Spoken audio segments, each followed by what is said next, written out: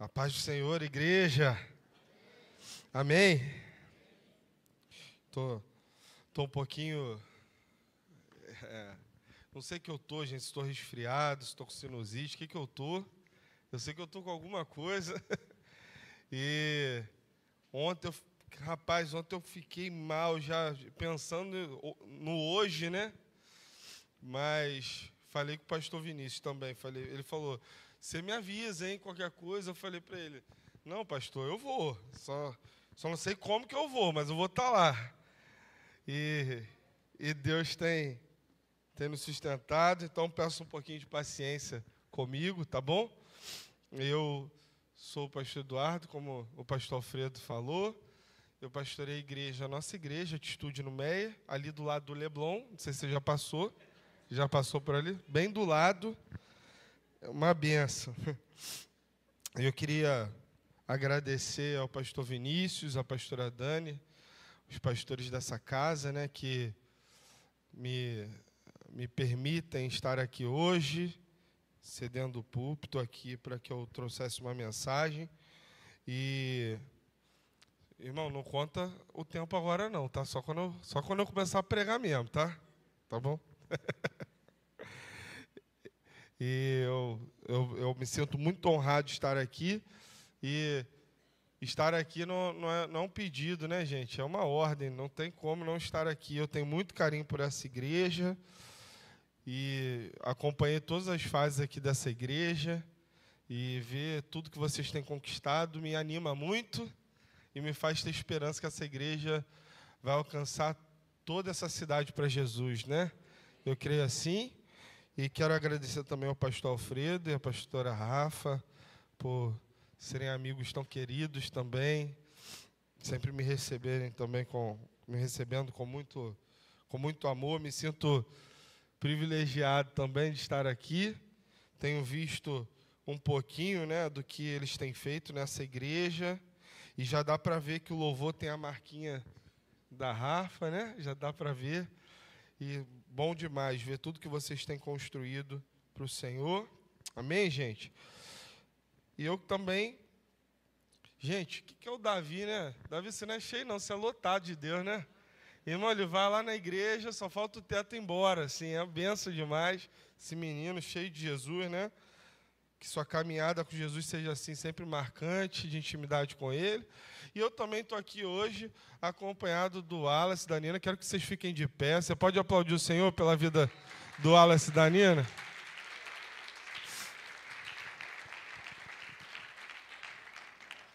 Estão fazendo uma grande obra junto comigo. E sou muito grato a Deus pela vida deles. Enquanto isso, você pode abrir comigo sua Bíblia. Lá em Êxodo, por favor,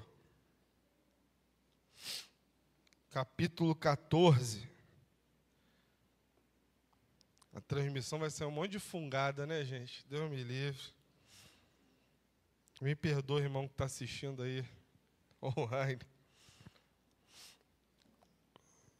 Êxodo 14. Delano virou líder de célula, minha ovelha, meio metade minha ovelha, né? Metade um pouco. Metade minha ovelha, dá para gente dividir, né? Que benção, fiquei feliz demais de saber que... É só questão, então, daqui a pouco é um pastor aqui nessa igreja, né? Já é um pastor de um grupo, vai ser pastor de milhares, pai de multidões, assim eu creio. Abriu sua Bíblia, Êxodo 14, verso 15, diz assim: o Senhor disse a Moisés: por que você está clamando a mim? Diga aos filhos de Israel que marchem. E você levante o seu bordão e estenda a mão sobre o mar. As águas se dividirão para que os filhos de Israel passem pelo meio do mar em seco. Eis que vou endurecer o coração dos egípcios, para que venham atrás de vocês e entrem no mar. Serei glorificado em Faraó e em todo o seu exército, nos seus carros de guerra e nos seus cavaleiros. E os egípcios saberão que eu sou o Senhor, quando for glorificado em Faraó, nos seus carros de guerra e nos seus cavaleiros. Então o anjo de Deus, que ia adiante do exército de Israel, se retirou e passou para trás deles. Também a coluna de nuvem se retirou diante deles e se pôs atrás deles. E ia entre o exército dos egípcios e o exército de Israel. A nuvem era escuridão para os egípcios, mas iluminava a noite para o povo de Israel. Assim que durante toda a noite os dois exércitos não puderam se aproximar. Então Moisés estendeu a mão sobre o mar, e o Senhor, por um forte vento leste que soprou toda aquela noite, fez com que o mar se retirasse, tornando-se terra seca. E as águas foram divididas. Os filhos de Israel entraram pelo meio do mar em seco, e as águas foram qual muralha à direita e à esquerda deles. Os egípcios que os perseguiam entraram atrás deles, todos os cavalos de Faraó e os seus carros de guerra e os seus cavaleiros, até o meio do mar. Na vigília da manhã, o Senhor, na coluna de fogo e de nuvem, viu o acampamento dos egípcios e criou um alvoroço no acampamento dos egípcios. Emperrou as rodas dos carros dos egípcios, fazendo com que andassem com dificuldade. Então os egípcios disseram: vamos fugir da presença de Israel, porque o Senhor está lutando por eles contra os egípcios. Amém, gente? Eu quero terminar dizendo aqui, lendo só o versículo 30 e 31, que diz: assim o Senhor livrou Israel naquele dia das mãos dos egípcios, e Israel viu os egípcios mortos na praia do mar. Israel viu o grande poder que o Senhor havia usado contra os egípcios, e o povo temeu o Senhor e confiou no Senhor e em Moisés, seu servo. Vamos orar, gente? Senhor Jesus, nessa noite nós estamos diante da sua presença, confiando que de nós mesmos não podemos produzir nada. Assim também não podemos receber, se não nos for dado primeiro do céu. A minha oração nessa noite, Senhor, é para que o Senhor fale com a tua igreja. Fala com o teu povo, Senhor. Apesar das debilidades, Senhor, do mensageiro, a mensagem ecoa nos nossos corações hoje, e a nossa oração é para que o Senhor fale abertamente com o teu povo, porque nós desejamos ouvir a tua voz. Nós oramos assim, em nome do teu Filho amado Jesus. Amém. Amém, gente? Israel subiu ao Egito na época de José com aproximadamente 70 pessoas. E ele viveu cerca de 430 anos, viveram cerca de 430 anos na terra do Egito. Mas eles viveram naquela terra como imigrantes, eles formaram uma colônia naquela terra. E houve um tempo em que o faraó trocou. E o faraó, que antes conhecera os feitos de José, agora ele não conhecia José. Ele não reconhecia a autoridade que José, em algum momento, teve sobre o Egito. E essa visão distorcida começou a fazer com que esse faraó olhasse para o povo de Israel com uma certa desconfiança. O que é natural de se fazer quando nós não conhecemos alguém. Quando nós pegamos a história de alguém que ainda está em desenvolvimento, normalmente a gente desconfia do caráter da pessoa, da procedência daquela pessoa. E agora, esse faraó, ele olha para Israel, ele olha para aquele povo e ele começa a dizer assim: olha, essa gente é forte. Essa gente aí pode se rebelar a qualquer momento, e eles estão se multiplicando aqui. E aí, ele começa a ficar inseguro, e eu preciso que você se atente nesse momento, para o entendimento de que o Egito, nessa época, o Egito era uma potência mundial, o Egito era uma nação forte, uma nação temida, uma nação poderosa, e Israel, aquele grupo que vivia dentro do Egito, não tinha a menor condição humana de tomar as rédeas do Egito. E esse é o nosso problema.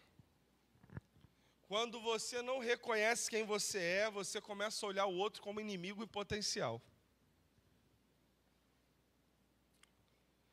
Agora, o faraó, ele cria um plano, ele fala assim: vamos escravizar eles, vamos escravizar esse povo, eles vão trabalhar forçado, e assim eles vão parar de se multiplicar, e aí nós vamos dominar sobre eles.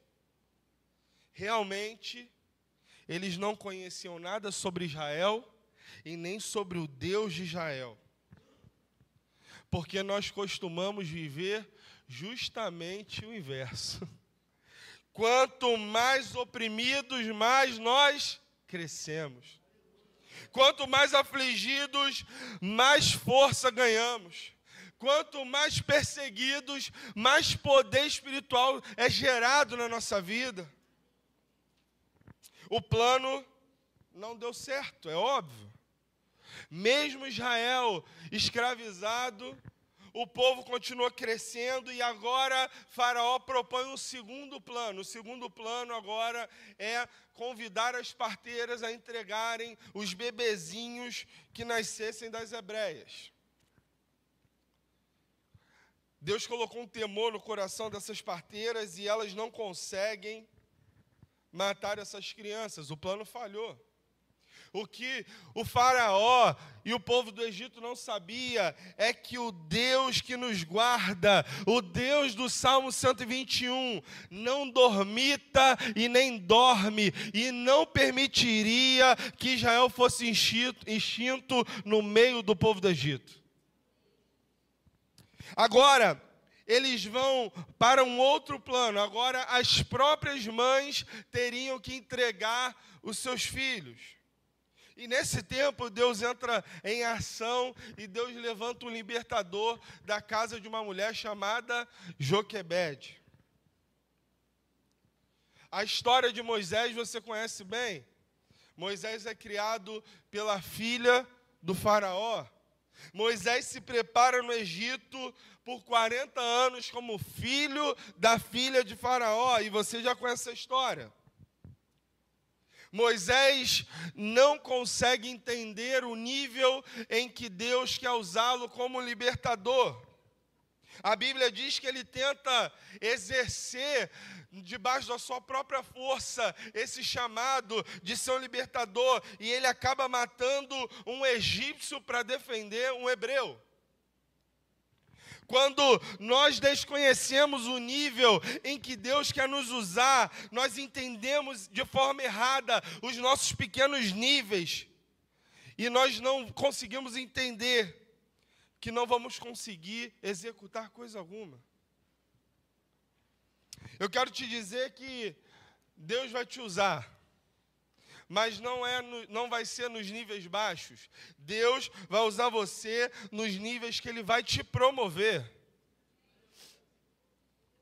Moisés não entende isso e agora ele precisa fugir do Egito. Ele assassinou uma pessoa.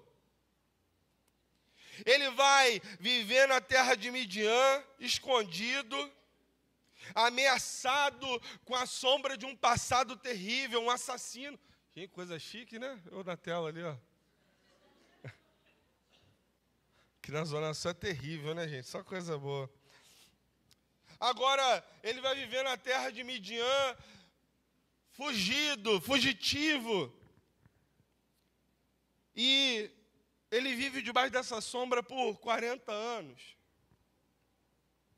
Ao final desses 40 anos, Moisés está no monte chamado Horebe, o monte de Deus, apacentando as ovelhas do seu sogro. Aparentemente, Moisés estava fazendo o que ele fazia, o que era de costume, o que ele fazia normalmente. Ele estava no mesmo lugar, fazendo a mesma coisa. E de repente ele olha para uma sarça, e aquela sarça está envolvida de fogo. O que é interessante é que o fogo que envolve aquela sarça não consome aquela sarça. E Moisés, ele fala uma coisa interessante, diz assim, ó, eu vou olhar para ver essa visão. Tem coisa que a gente fica meio assim, né? Deixa eu ver direito. Como é que esse fogo está pegando aqui e não está consumindo nada?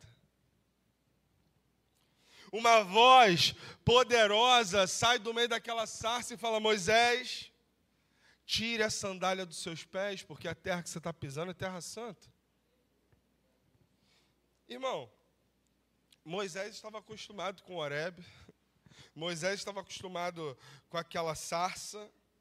Provavelmente, e isso digo eu, né? Provavelmente Moisés passava por aquela sarça todo dia, já devia ser um lugar marcado por ele, mas em algum momento aquela sarça brilhou com o fogo de Deus. E eu preciso dizer para você, você não precisa de marketing, você precisa do fogo de Deus. Porque quando o fogo de Deus te envolver, até quem não te via passa a te ver.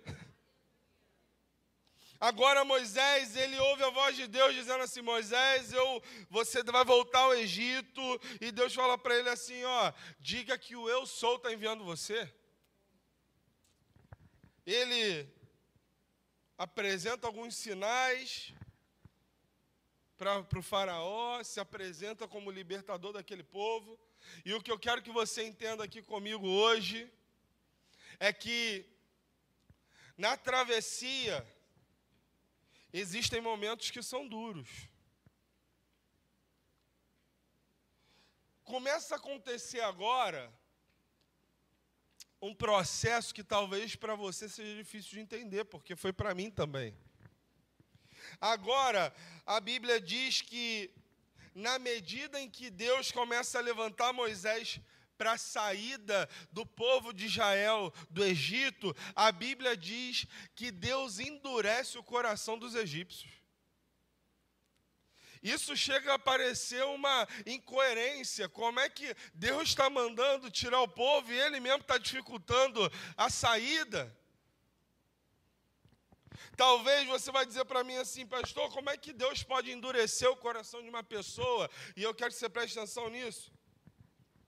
É razoável que Deus endureça o coração de alguém que voluntariamente endureceu o seu coração para Deus.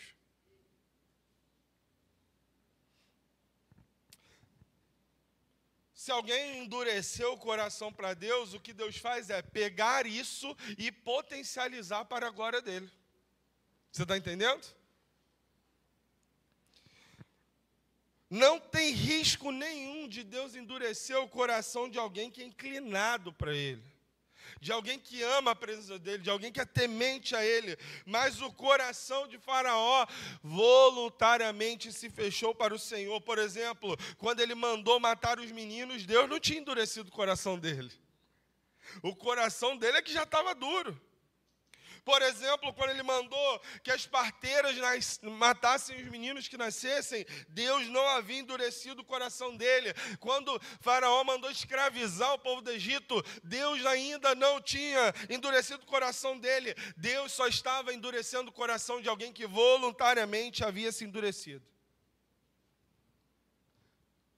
Deus agora estava mandando aquele povo sair. E antes de sair, ele manda pedir ao povo do Egito vasos de ouro, de prata e mudas de roupa. Eu quero que você entenda aqui que Israel entrou no Egito com 70 pessoas. Mas Israel saiu do Egito com milhares. Israel entrou naquela terra com 70 pessoas, mas eles saíram de lá mais ricos e a escravidão não foi capaz de roubar deles a riqueza. Os egípcios estavam com tanto medo que eles pegaram os vasos de ouro, de prata, as mudas de roupa e eles começaram a entregar. Depois de todas aquelas pragas que aconteceram, o faraó estava transtornado e falou para Moisés: Moisés, vai embora. Tira esse povo daqui que está dando ruim. E aí, quando Moisés sai com aquele povo, o faraó olha de longe e pensa assim: eu estou perdendo minha mão de obra barata. Eu não posso deixar eles ir embora, não. Então, o faraó dá uma ordem: levante-se todos do exército. Pega os cavalos, os carros de guerra, e nós vamos atrás desse povo. Irmão, Israel está na frente. Atrás vem o povo do Egito. Vamos entender aqui qual é a situação? Eles estavam num beco sem saída. Na frente o mar. Atrás o exército. Lembra aquele povo? Daquela música que tinha? Lá vem Faraó, na frente Israel. Vocês são batistas mesmo? Assim? Não conhece essa não, gente? Você conhece não? Tem uns infiltrados aqui, né? Vocês são batistas demais, gente.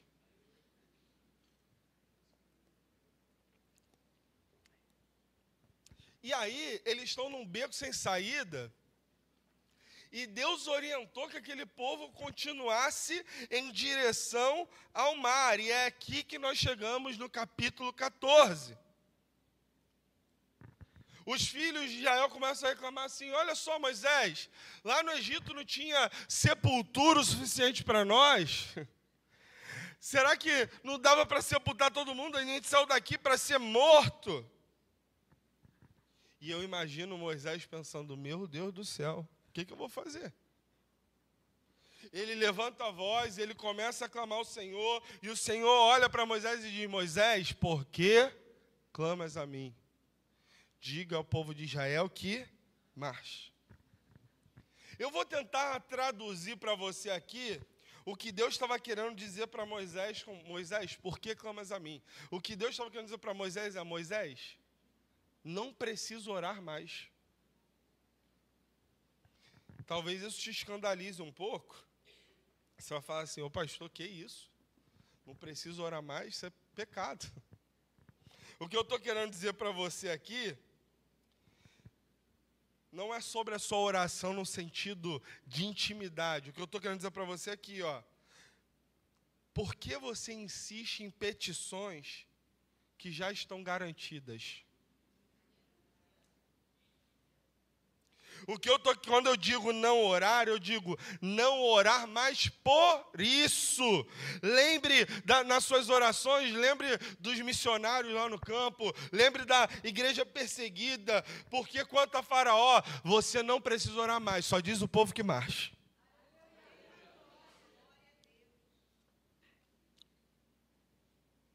Na travessia, existem momentos que você vai precisar decidir se você vai confiar ou não.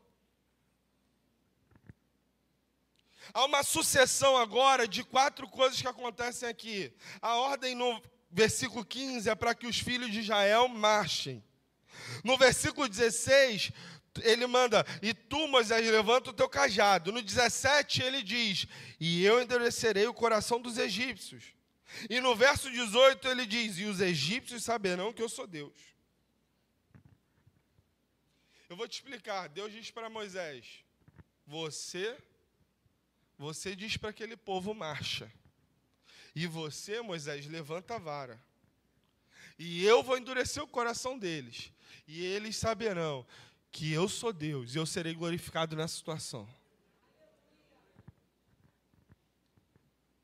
Meu irmão, A gente está falando de milagre aqui, eu preciso dizer algo para você. Deus não vai te isentar, Deus não vai deixar de te expor diante de um cenário de milagre. Deus não disse para Moisés, diga ao povo de Israel que marche e você para. Diga ao povo de Israel que volte. Diga ao povo de Israel que se cale.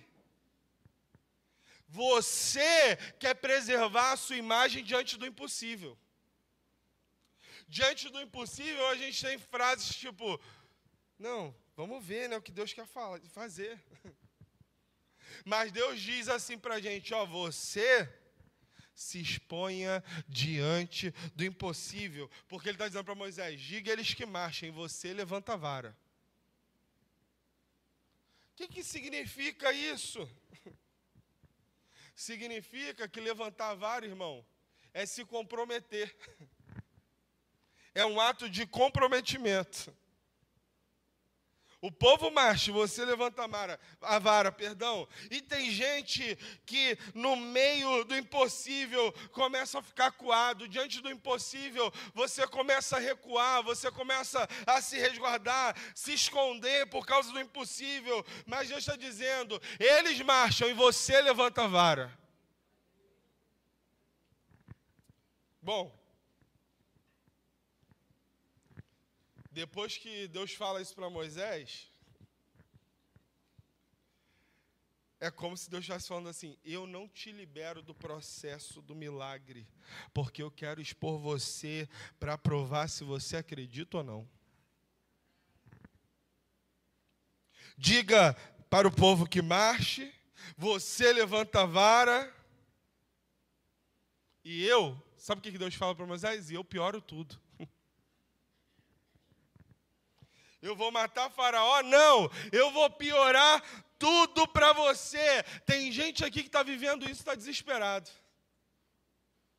Tem gente que fala assim com Deus, Deus, cada atitude de fé que eu tomo parece que a coisa piora. Deus, quanto mais eu estou te buscando, parece que começou uma coisa esquisita, uma luta apareceu. Cada passo que eu dou em direção ao meu milagre, parece que as coisas estão piorando. Mas Deus te trouxe aqui para falar, está piorando, mas no final, eu vou ser glorificado na sua vida. O anjo do Senhor ia à frente do povo de Israel. E aí, quando o povo do Egito tentou avançar contra o povo de Israel, ele foi para trás do povo. Olha que cena maravilhosa. A glória de Deus estava à frente do povo de Israel. E quando o povo do Egito veio atrás, o exército do Egito, a glória que estava à frente se colocou atrás.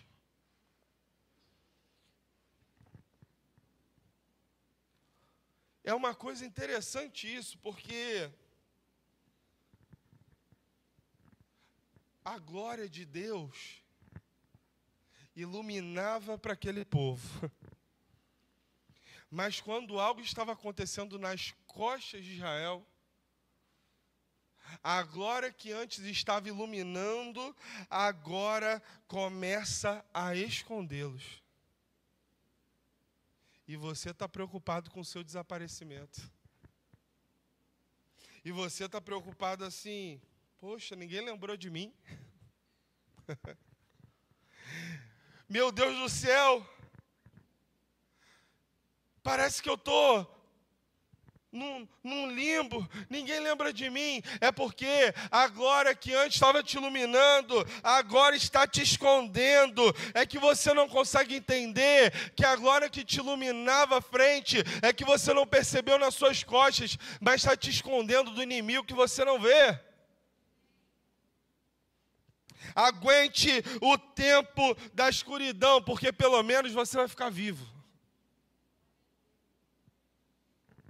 A nuvem de glória saiu da frente e foi para trás. E ela fez separação entre os filhos de Israel e o exército do Egito. O que começou a acontecer, meu irmão, é que o povo, o exército de Faraó, não conseguiu chegar até eles. O que você não entendeu, mas eu vou te explicar agora, é porque você está preocupado porque algumas portas se fecharam na sua frente.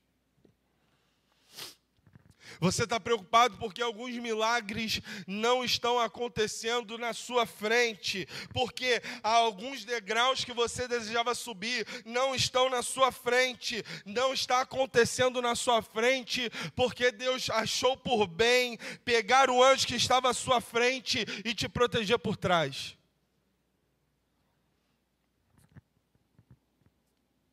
E agora a Bíblia diz que a noite passou e o povo do Egito não conseguiu se aproximar. E eu consigo agora entender porque tem algumas pessoas que não conseguem se aproximar. Agora eu consigo entender porque tem lugares que eu não consigo ir. Porque tem dias que Deus coloca a nuvem dele entre eu e aquilo que quer me destruir. E por mais que você tente, a nuvem de Deus não deixa chegar. Só vai te enxergar, irmão, quem Deus deixar. Então, Moisés agora estendeu a mão sobre o mar, e a Bíblia diz que Deus, por meio de um forte vento oriental, soprou naquela hora e afastou o mar. Irmão, a Bíblia diz que Moisés levantou a vara, estendeu a mão. E eu te pergunto, o que abriu o mar? O que a gente falou aqui agora? Um forte vento. E a minha pergunta para você é, e para que Moisés levantou a vara e a mão? A vara e a mão fizeram alguma coisa? Sim ou não? Hã? Foi o vento que soprou e abriu o mar, não foi a vara de Moisés. É porque Deus só queria expor o profeta. Deus só queria dizer assim, você acredita, Moisés? Vai lá, estende a mão. O Senhor, por meio de um forte vento, por meio de um forte vento, você precisa entender aqui hoje que aquilo que você chama de vento é servo de Deus a teu respeito. Aquilo que você chama de dificuldade, aquilo que você chama de piorou tudo, Deus está dizendo assim, isso aí é só um servo meu, para que você possa viver tudo que eu reservei para você, para que você possa ver todos os milagres que eu separei para você. Por meio de um forte vento oriental que soprou durante aquele dia e fez o mar se afastar. O vento foi o meio que Deus utilizou para afastar, para abrir as águas do mar. E eu quero que você entenda agora a realidade do que estava acontecendo ali. Atrás o exército, na frente o mar, um vento veio e abriu aquele mar. Amém, gente? Vocês estão quietos, vocês estão prestando atenção ou porque vocês não estão entendendo? Qual é a opção? Vocês são quietos assim mesmo? Que eu achei que no louvor vocês estavam mais do poder, hein? Agora vocês estão quietinhos aí. O vento veio e abriu aquele mar. A cena que está acontecendo ali agora é que do lado direito tinha o quê? Água. E do lado esquerdo? Hã?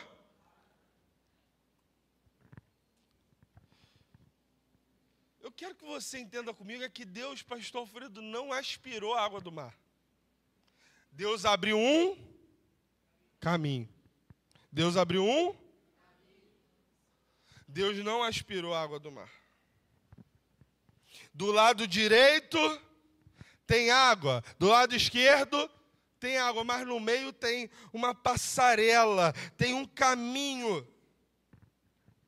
Só que tem gente que é um pouquinho abusada. Tem gente que às vezes quer um pouquinho para a direita, outro quer um pouquinho para a esquerda. E às vezes tem gente que esquece que desses lados, irmão, Deus não aspirou a água está ali ainda.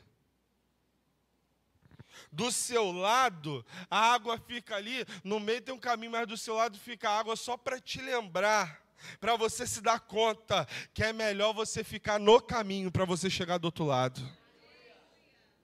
Se eu vou para a direita, é água. Se eu vou para a esquerda, é água. Mas se eu ficar no caminho, eu chego onde eu tenho que chegar.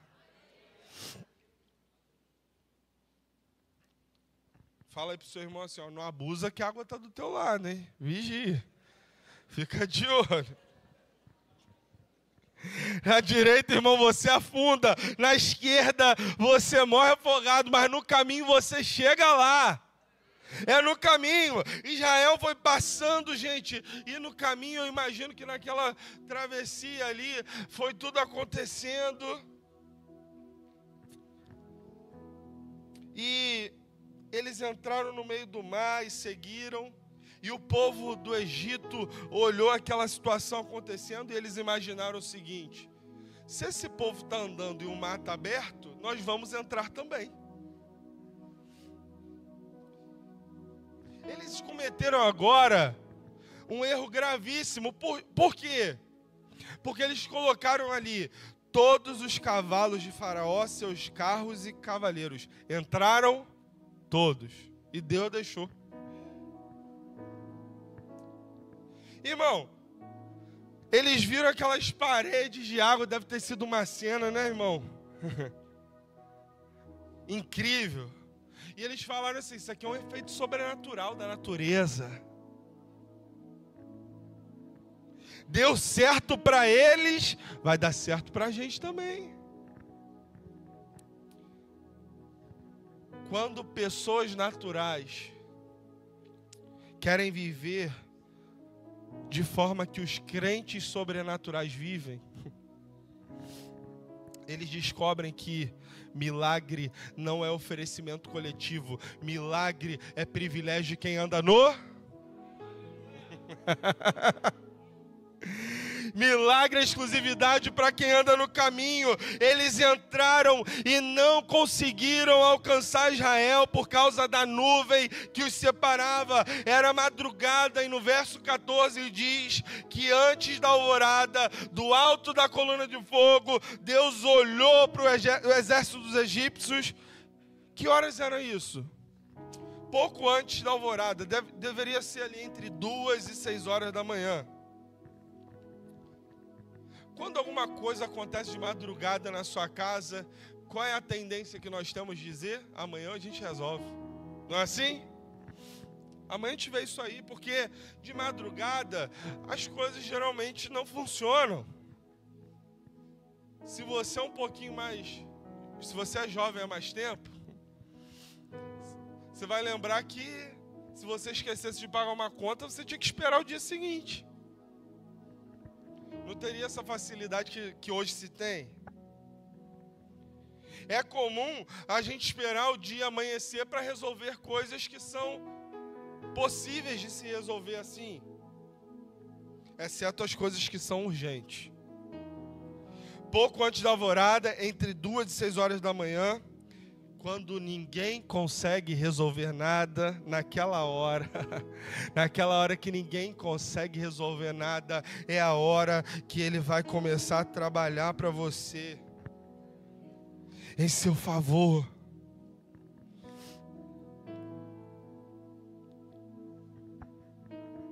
A outra coisa que eu quero te dizer é que na travessia também existem milagres.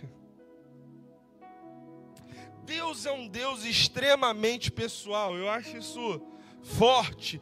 No verso 25 a Bíblia diz que Ele emperrou as rodas dos carros dos egípcios. Só um Deus extremamente pessoal faria isso, gente. Eu imagino o Deus que criou todo o universo olhando lá do alto da coluna de fogo, olhando para os egípcios e falando assim: esse carro não vai funcionar contra o meu povo. Aí vem um monte de crente esquisito e fala assim: não, mas não é tudo que Deus se envolve, não. Vocês espiritualizam tudo. Para com isso de dizer que Deus não deixou você em tal lugar. Ô meu querido, me perdoa, mas é você que não sabe nada de Deus. O nosso Deus arranca a roda. Arranco a roda, mas no meu servo ninguém toca. Até na crise, até no meio da travessia, Deus tem livramento para você. Com muito sacrifício, os egípcios entram no meio das águas. E agora Deus diz para Moisés: Moisés, estende a vara de novo. A primeira vez que Moisés estende a vara, Deus abre o mar. A segunda vez que ele estende a vara, as águas se fecham. Conforme as águas iam se fechando, o povo do Egito ia tentando fugir.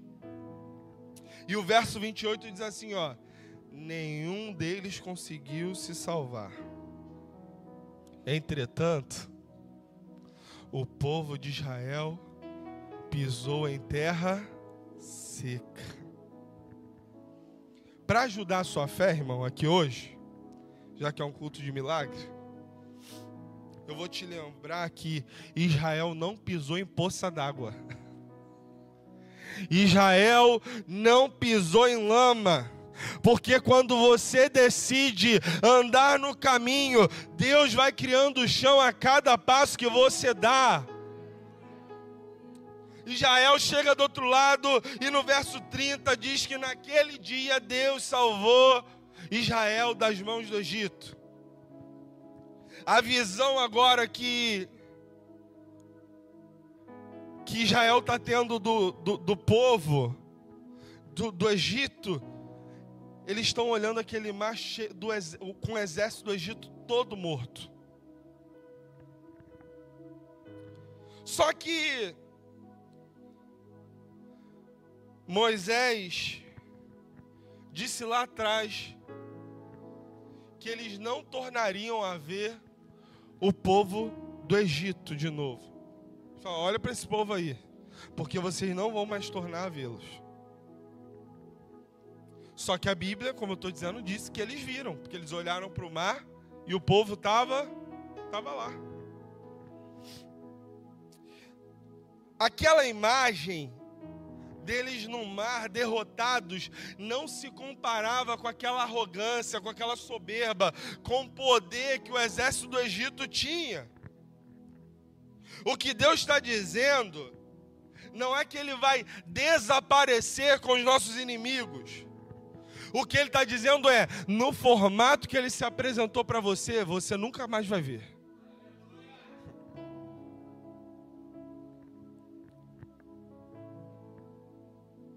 Tudo que tem se levantado com você, todo mal, tudo aquilo que vem para roubar as suas forças, a sua devoção ao Senhor, tudo que tem se levantado, perderá as forças em nome de Jesus. O leão que você enxerga hoje vai ser um gatinho. Uma coisa, irmão, é o povo do Egito antes deles perderem a roda. Uma coisa é o povo do Egito antes deles tomarem a surra no Mar Vermelho. Outra coisa é saber que só o Deus de Israel é Deus e que não há nenhum outro Deus além dele. A Bíblia diz que Israel viu o maravilhoso poder do Senhor e depositou sua confiança no Senhor e também no seu servo Moisés.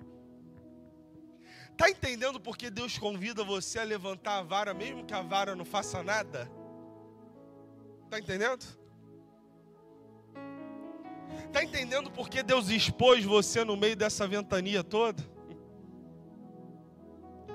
Depois daquele dia, eles confiaram no Senhor e também no seu servo Moisés, porque uma coisa é confiar em alguém que nunca teve uma noite de ventania, irmão.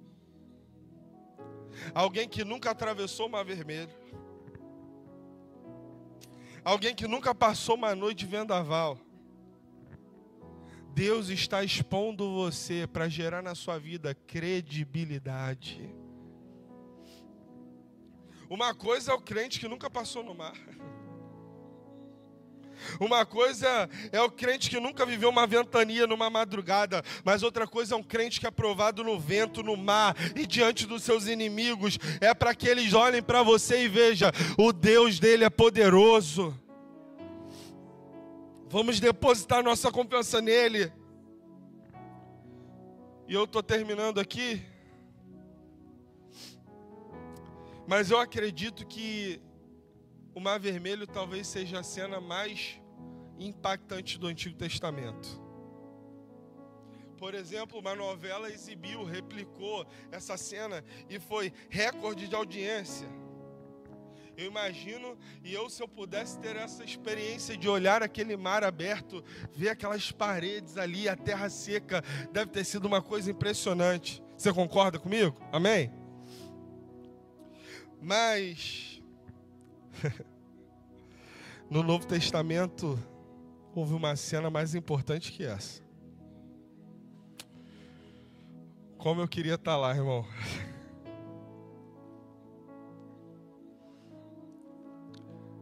A Bíblia diz que a pedra do sepulcro foi removida. Jesus se levantou vivo. E quando Jesus se levantou, aqueles que estavam mortos se levantaram juntamente com ele. Ele começou a andar naquele jardim. Domingo de manhã, algumas mulheres foram levar especiarias. E quando perceberam que a pedra estava removida e que ele não estava ali, olharam para o jardineiro e perguntaram: vocês viram meu Senhor aqui? E a resposta que elas tiveram é: porque você procura entre os mortos aquele que vive para sempre. Ele não está aqui, ele ressuscitou. Ô irmão, a gente perdeu a maior cena do Antigo Testamento. Perdemos a maior cena do Novo Testamento também. Nós não estávamos lá. Mas a Bíblia diz que vai ter um terceiro momento. E a Bíblia diz que esse momento, irmão, vai entrar para a história, vai abalar o universo. Vai mudar tudo e a igreja vai participar desse momento. Sabe que momento é esse, irmão? Vou te contar aqui, só eu e você. De repente, num abrir e fechar de olhos, ao soar da trombeta, vai surgir um alarido nos céus. Os que morreram em Cristo ressuscitarão primeiro. E nós que estivermos vivos, por favor, não morre agora não.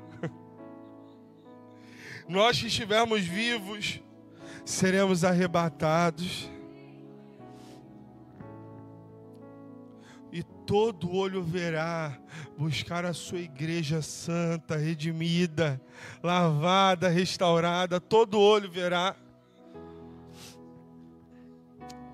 Eu não atravessei o mar e eu também não vi o jardineiro. Mas eu não vou perder o terceiro momento, não. Nós somos a igreja do arrebatamento, irmão. Nós somos a igreja do arrebatamento. Posso falar com você aqui rapidinho? Você vai trocar isso pelas festas?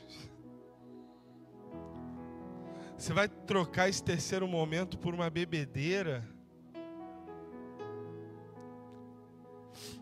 Você vai trocar esse terceiro momento por uma mulher que nem é tua? Irmão, você vai trocar essa terceira cena por gente má, que te apedrejou na sua vida, gerou no seu coração um monte de trava, e você está dizendo assim, é melhor desistir. Você vai trocar o que Deus preparou para você por isso? Vai trocar essa terceira cena por causa de um falso religioso? Eu não estava na primeira, eu não estava na segunda, mas pelo sangue de Jesus, eu não vou perder a terceira. Eu quero terminar aqui dizendo para você, Deus está convidando você para atravessar o seu mar vermelho. E algumas travessias que nós enfrentamos nos desafiam a acreditar. Mas se você for corajoso para entender que Deus está te chamando, irmão, Ele vai estar com você em todo o tempo. E o chão vai aparecer, e o mar vai se abrir, e quem veio atrás vai ser derrotado, porque Ele é um Deus que não mente, Ele não volta atrás da sua palavra. Deus não é homem para mentir, nem filho do homem para se arrepender. Ele não fala e se arrepende. Deus não abre a sua boca em vão, Ele não faz promessas vazias. Se Ele libera uma palavra, a palavra dele não volta vazia. A minha pergunta para você aqui hoje é: será que já não deu de você viver a vida do seu jeito? Dá até para a gente viver vindo à igreja, mas não sendo a igreja. Dá para a gente saber os louvores de cor,